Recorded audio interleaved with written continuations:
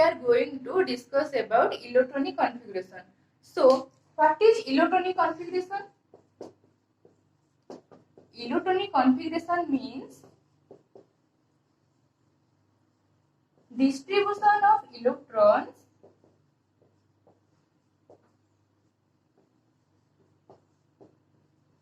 around the nucleus. Around the nucleus. Okay. So, what is electron? What is nucleus?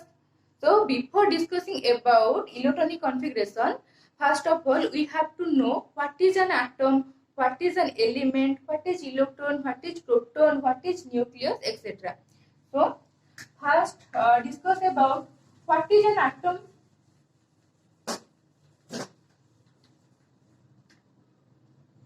What is an atom? Atom is the smallest part of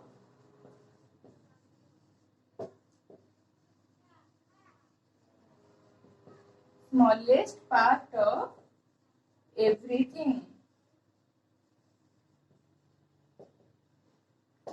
What does it mean?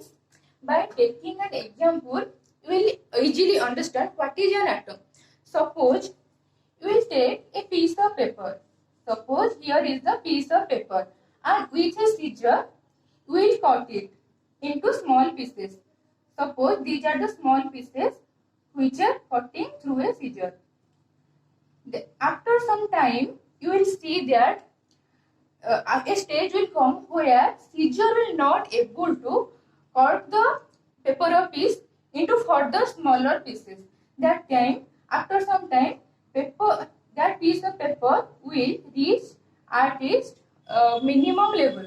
Now, that means smallest level, where scissor is not able to cut it into further subdivision. So that small piece is known as an atom of that piece of paper. Okay. Then after knowing about atom, we will know what is electron, what is proton, what is nucleus. So, what is an electron and proton?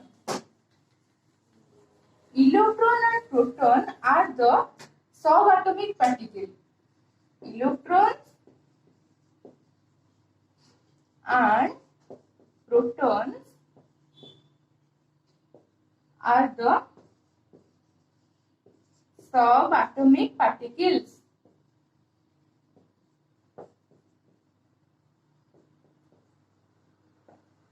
And electron is always negative charge and proton is always positive charge. Okay.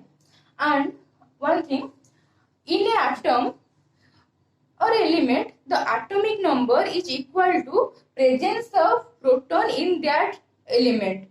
So, we can say atomic number of an element is equal to number of proton. Okay. Then you have to know arrangement of cells and presence of electrons in these cells in an atom. So let's see. Suppose this is the atom, and surrounding this, these cells are present. This is the center of the atom, center of the atom or element, and surrounding the center, these cells are present, and these are known as K, L, M and N cell.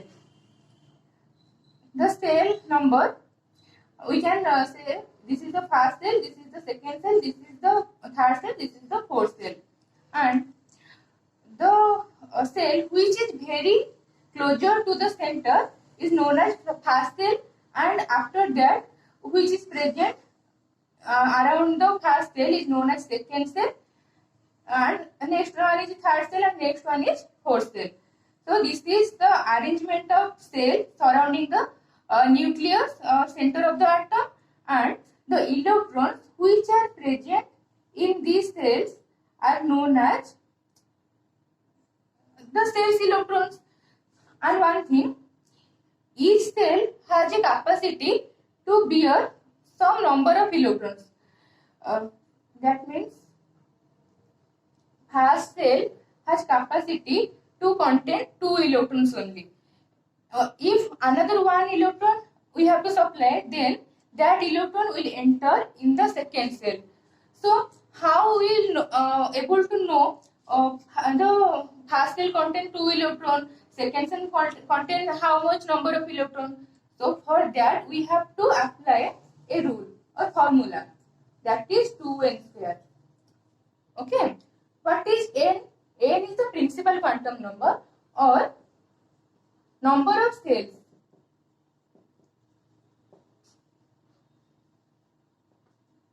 For first or this cell, for first cell n is 1, for second cell n is 2, for third cell n is 3, for fourth cell n is 4. So by applying this formula we can easily calculate in which cell what number of electrons should be present. So here you can see, here is the first cell, and for first cell n is equal to 1. So 2 into 1 square is equal to 2.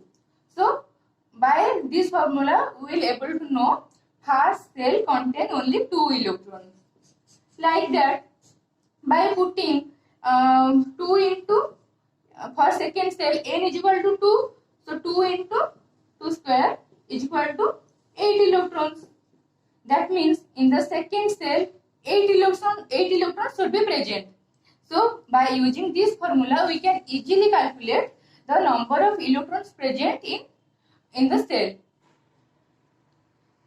This is what I previously told, that what is that the maximum number of electrons in a particular cell is given by 2n square.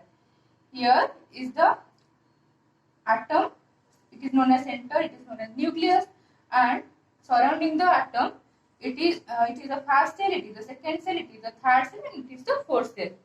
So it is the formula 2n square. So by applying or using this 2n square formula, you can easily calculate the number of electrons which are present in the subsequent cell. So in the first cell, that means in the K cell, 2 into 1 to the power square is equal to 2. 2 electrons are present in the first cell. In the second cell, 8 electrons are present. In the third cell, 18 electrons are present. So in this way, we can easily calculate the number of electrons present in the subsequent cell. Then next thing is, the electrons are not accommodated in a given cell unless the inner cells are filled. That is, the cells are filled in stepwise manner. What does it mean? By taking an example, you will easily understood.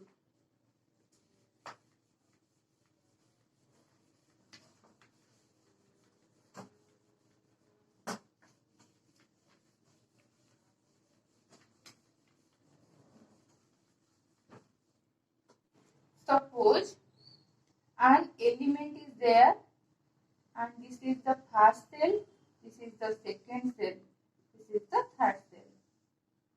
Okay, and we know by 2n square formula, first cell consists of only 2 electrons, second cell consists of 8 electrons. So here, if we have to arrange the electrons in the cell, then what should we do? We have to enter the electrons in first cell.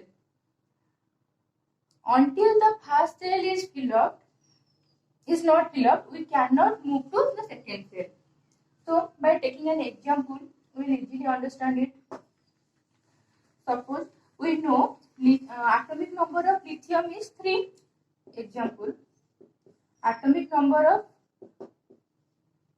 lithium is equal to 3, and we know atomic number is equal to the number of proton atom, and in a neutral atom, the number of proton is equal to the number of electrons. So we can say the number of electrons present in the lithium is 3. So how can we arrange the electrons in the cell of lithium? Suppose this is lithium. This is the center of lithium. Then this is the first cell. This is the second cell. And we know the cell which is very closer to the center or nucleus is the first cell, or known as K cell, and this is the L cell. We have to arrange 3 electrons though, and we know the capacity of first cell is 2. That means it consists of only 2 electrons. So first we arrange the 2 electrons in the first cell, then 1 electron left, then we add another 1 electron in the second cell. So this is how electrons are arranged in the cell of lithium, and it is in the stepwise manner which I previously told. Next thing is, here you can see the maximum number of electrons that can be accommodated in the outermost orbit is 8, and that too in stepwise manner. So what does it mean? By taking the example of some element, it is easier to understand. So suppose first example is oxygen. Atomic number of oxygen is 8. That means 8 electrons are present in the cell of oxygen. So suppose this is the oxygen atom, and this is the inner cell and outermost cell of the oxygen atom. Here we know we have to fill 8 electrons in the cell, and here by applying 2n square formula, we can arrange 2 electrons in the first cell, and rest 6 electrons can be arranged in the second cell. 3, 4, 5, 6. So this is the arrangement of electrons in the cell of oxygen. Here you can see by arranging this type, 8 electrons can be entered or arranged in the cells of oxygen. Here 1, 2, 3, 4, 5, 6, 7, 8. In this way, we can arrange the electrons of an atom. Then after, suppose, then take another example, that is neon. What is the atomic number of neon? Atomic number of neon is 10. So, how we arrange the electrons in a cell? Here is the neon. It is the center of this atom, and this is the cells of neon. So we have to arrange 10 electrons. So by applying 2n square formula, we all know first cell can consist of 2 electrons and second cell consists of 8 electrons. So we arrange 2 electrons in the first cell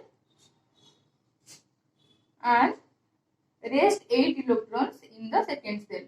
3, 4. Okay. So this is the arrangement of electrons in case of neon. So by knowing each formula and each rule, we can easily arrange the electrons in the cell of that particular atom. Then let us see the arrangement of electrons in the sodium atom. What is sodium? Sodium is represented as Na. What is its atomic number? Atomic number of sodium is 11. So its electronic configuration is 1s2, 2s2, 2p6 and 3s1. Here in the first cell, you can see 2 electrons are arranged. Here 2 is the principal quantum number, and here in the second cell 6 plus 2 8 electrons are arranged because we know by 2n square formula in the second cell only 8 electrons can be accommodated. So here after that only 6 plus 2 8 plus 10 electrons are arranged and rest 1 electron is left. So we arrange the rest 1 electrons in the third cell. Okay, so this is the electronic configuration of sodium, which atomic number is 11. So how can we arrange it? Suppose here is the sodium and it is the center of this atom, and this is the first cell, this is the second cell, and this is the third cell. So here this is the electronic configuration, and from this we can see there are 2 electrons are present in the first cell. So we arrange 2 electrons in the first cell. In the second cell 8 electrons are present. So in the second cell we arrange 8 electrons. And in the third cell only 1 electron is present. So this is how the electrons are arranged in the cell of sodium atom. This is the first cell, this is the second cell, and this is the third cell. So here in this way we can easily write electronic configuration of any atom. But we have to remember the point. What are the point? First point is we have to keep in mind that 2n square formula.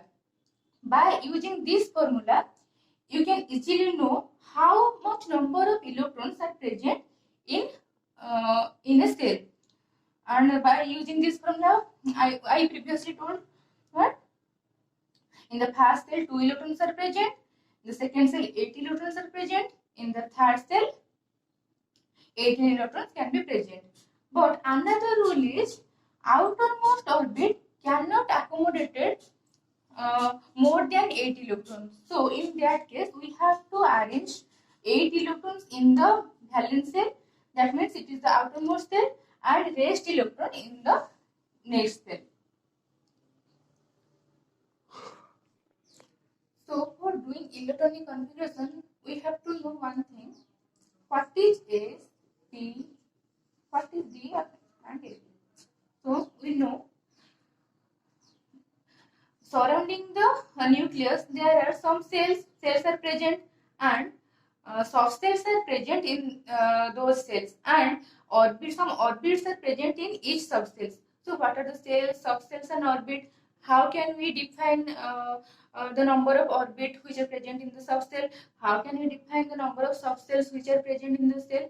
So for doing this we have to keep in mind the formula 2L plus 1.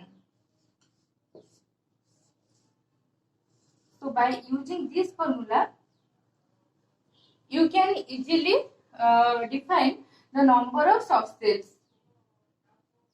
So for knowing all about this, we have some basic knowledge, a basic idea about quantum numbers. You know, there are 4 types of quantum number. Principal quantum number is represented as N. Azimuthal quantum number is represented as L. Magnetic quantum number is represented as F. And spin quantum number is represented as S. So we all know that azimuthal quantum number for S is 0, for P is 1, for D is 2, and for F is 3. So another thing is, by using this formula you can easily know how much orbit is present in a subcell. So what is this? 2L plus 1. So for S subcell, use this formula. What will we get? 2L plus 1. We know for S subcell L value is 0. So 2 into 0 plus 1 is equal to 1. So similarly for P subcell, use this formula, and we know L value for P subcell is 1. So by using 2L plus formula we will get 3. So in this way we can calculate also the value number of orbit present in the d subcell is what, in the H subcell is what. So here we can see the number of orbit present in the p subcell is 3. So it is represented as S, the orbit of S is represented as S in this type. As here we can get 2l plus 1 by using 2l plus 1 formula. So here we can say there are 3 orbits present in the p subcell. In this way, by using this formula, we can define how much orbit is present in a subcell. So by knowing this, we have to arrange electrons in this orbit. So in one orbit, how much number of electrons are arranged? In one orbit, only 2 electrons are arranged. Here, so in the S orbit, in the S subcell, one orbit is present. So in that orbit, only 2 electrons can be accommodated. So S cell consists of only 2 electrons. But if we move to the p subcell, we all know by using this formula, in a p subcell 3 orbits are present. So here we can accommodate 6 electrons. Okay, so we can from this we can easily accommodate these electrons in the p subcells. And after that, how much electrons are present in each subcell? There is another formula by using which you will get to know how much number of electrons are present in each subcell. The formula is 4l plus 2.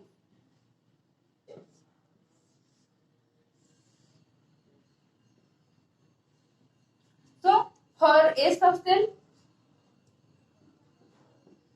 how much electron is present in the S subcell? Use this formula 4l plus 2. L value for S is 0. So by using 4l plus 2, we get 2. So here we can easily get and easily know there are 2 electrons are present in the S subcell. How much electron is present in the P subcell? Similarly, 4l plus 2. So 4 into L value of P is 1. So 6 electrons. So by using 4l plus 2 formula, we can define how much number of electrons are present in each subcell. So by knowing this, you can easily arrange the electrons in the cells or subcells or orbits in the of a element. So by knowing all this, it is easier for doing electronic configuration. Take an example of an atom. Suppose magnesium. Its atomic number is 12. So what is its electronic configuration? We can write 1s2. First cell consists of 2 electrons. Like previously I have told this 1s2, 2s2, 2p6 and 3s2. So here you can see or verify the previous formula. A cell consists of subcell consists of 2 electrons, which we get by using 4l plus 2 formula. So 4l plus 2. That means for A subcell, L value is 0. So number of electrons in A subcell is 2. Here in the second cell, first cell complete. Second cell, 6 plus 2, 8 electrons are present. In the third cell, 2 electrons are present. Here, one thing you have to keep in mind that the electrons are not entered in the third cell until the second cell is fulfilled. Here you can see here second cell is fulfilled. That means second cell, we know second cell consists of 8 electrons. So here second cell consists of 8 electrons. So after that another electron enter into next cell. But because if one can say second cell consists of 7 electrons, and then after we jump to the third cell, this is not possible. You can jump or move to the third cell only after the fulfillment or completion after completion of electrons in the second cell. So this is all about electronic configuration. So by using these formulas and keeping in mind these procedures, you can easily do the electronic configuration of any atom. Okay, thank you.